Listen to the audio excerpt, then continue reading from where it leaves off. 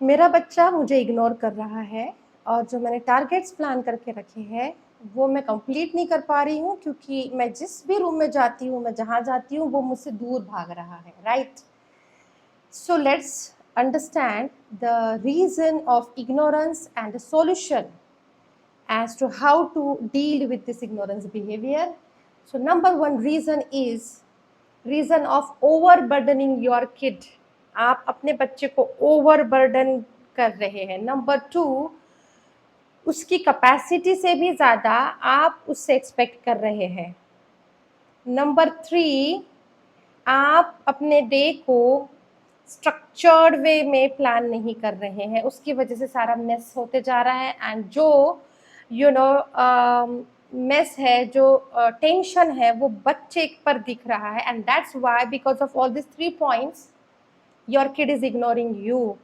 So how to do, I mean how to work with him then, कि मुझे ignore ना करे. So the solution here is, आप बच्चे के साथ रैपो बिल्डअप करेंगे. Very important, very very important. Rapport buildup का मतलब है आप उसको समझेंगे.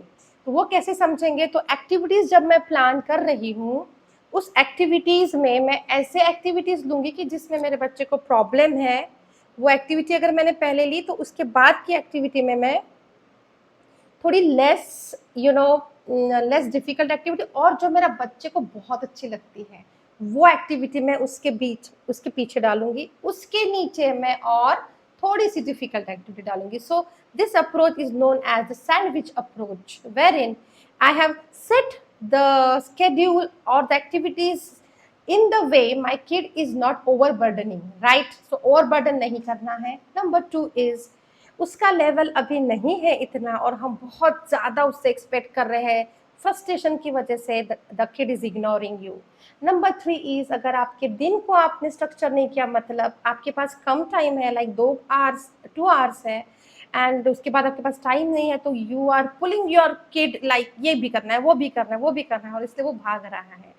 So the solution here is structure your day effectively by balancing the activities throughout the day, and in such a way that your kid will be comfortable, and you have to give the breaks to your kid. उसको relax time भी देना है, और इस तरीके से आप उसको समझ कर जब काम करेंगे तो रैपो बिल्डअप होगा. जब रैपो बिल्डअप होगा तो जो मम्मा कहती है वो हम करते हैं, एंड वो खुशी खुशी करते हैं, बिना इग्नोरेंस के करते हैं. तो जो टारगेट्स भी हमने लिए हैं वो भी अचीव होते हैं. And this is the psychology of our kids, and I hope it helps. Thank you.